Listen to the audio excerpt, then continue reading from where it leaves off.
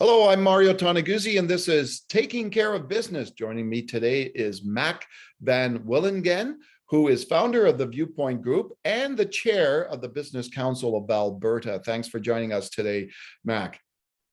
Yeah, it's my pleasure to be here, Mario. Well, Mac, you just recently took on the role, or will be taking on the role as chair of the Business Council of Alberta. Let me talk about that for a second. Excited about this new opportunity, this new role that you're going to be playing?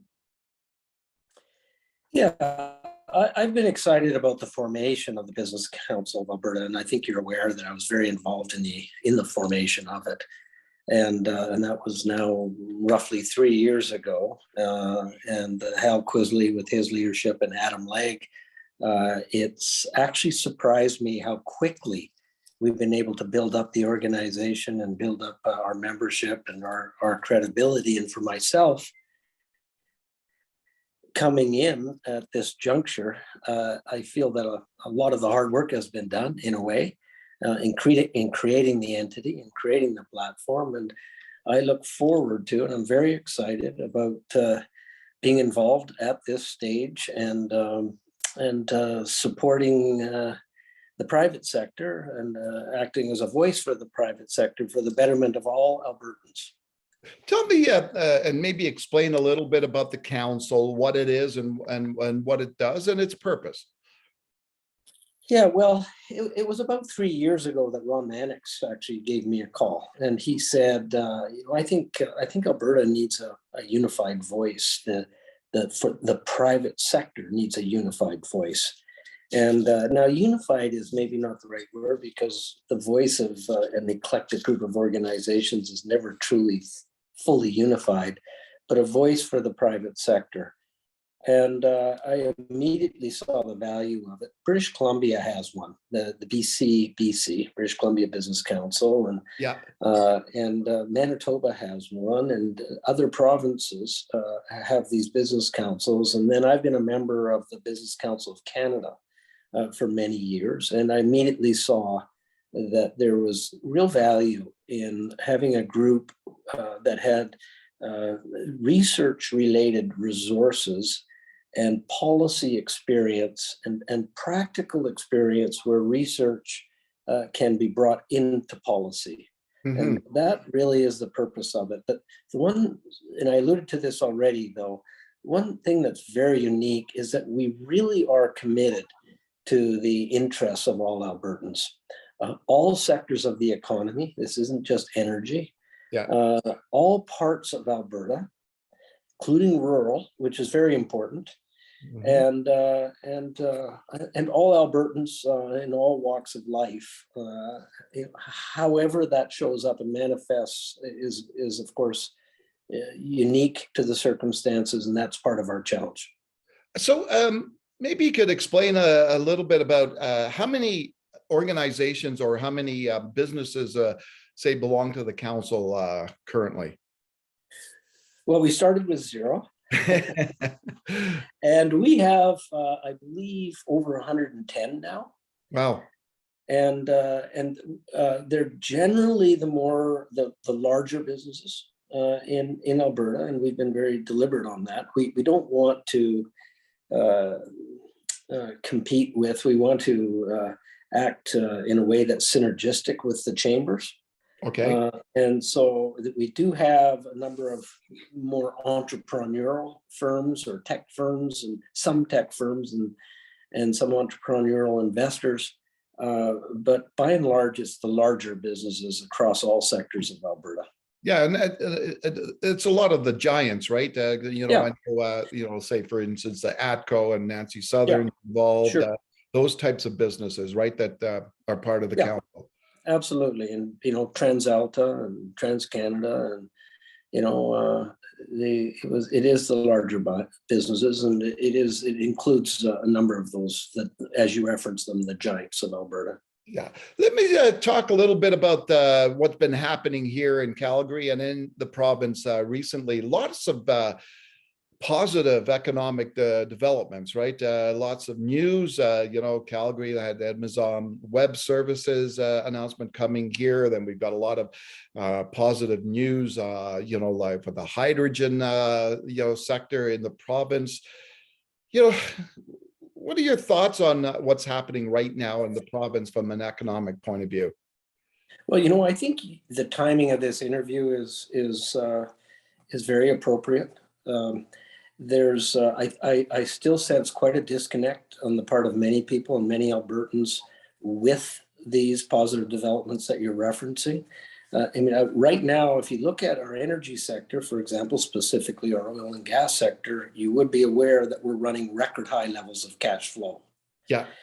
And for the oil sands businesses, the last numbers we calculated at our financial, which are not necessarily current right today, they're on the low side, would be 45 billion of cash flow for the oil sands businesses, and then there's the conventional business on top of that. And that number is the highest cash flow ever in the history of the industry. And so it's interesting just to put that into comparison. Well, what is 45 billion? If you look at the consolidated operating income of the 5 largest banks in Canada, last year was about 40 billion. Right. In fact, I haven't been able to prove this, but I believe that the oil sands sector alone is the largest cash generating, in a sense, subsector of the Canadian economy, or it's the largest cash generating operating asset in Canada. But having said that, I think we need to look at it as the backbone.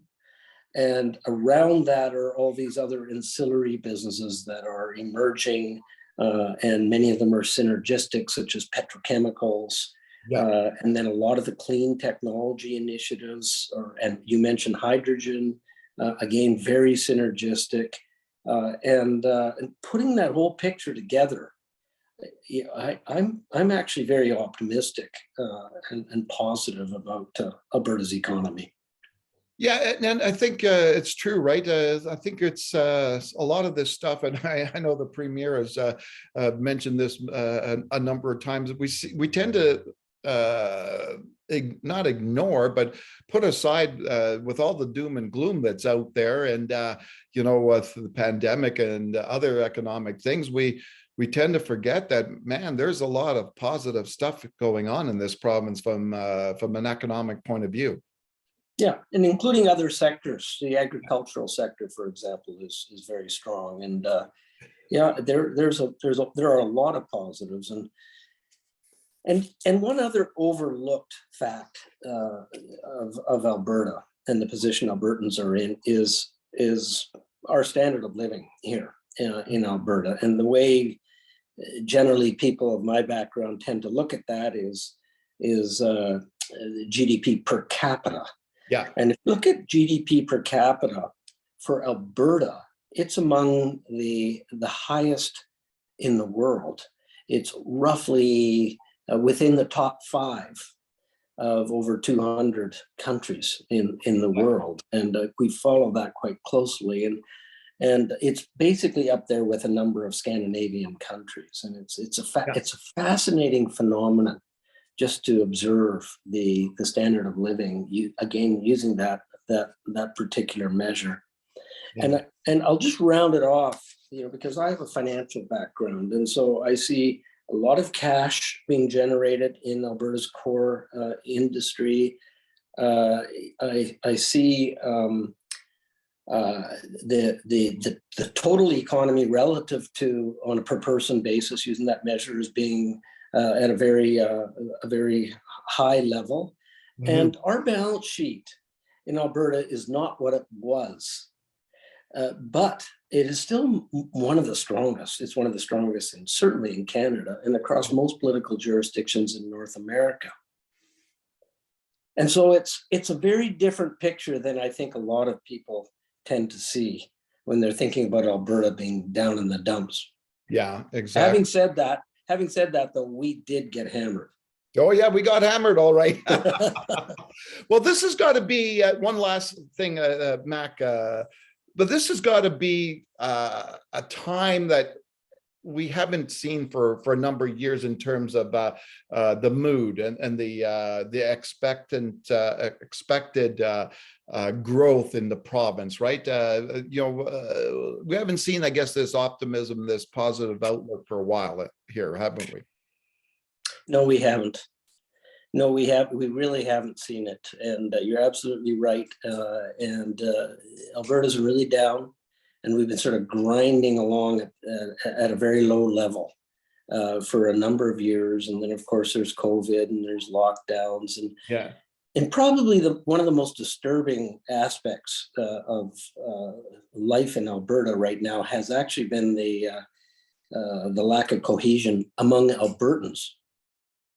I mean, we tend to think of the lack of political cohesion in Canada, Alberta versus Ottawa and so forth. But yeah, among Albertans, and very divided, divisive, polarized. You'd be so familiar, and all of your audience would be very, very familiar, of course, with that divisiveness and the way it's showing up, and the aggression of it has been disturbing. Yeah, but at least you hit the valley and you start going up. Yeah. So hopefully that's where we're at right now. We're starting to walk up that hill. I think so. All right, super. Thanks, Mac, for taking the time to do this. Really appreciate it. Okay, my pleasure. All right, that was Mac van Wielingen, who is founder of the Viewpoint Group and the new chair of the Business Council of Alberta. I'm Mario Toneguzzi, and this is Taking Care of Business. Thanks for joining us today.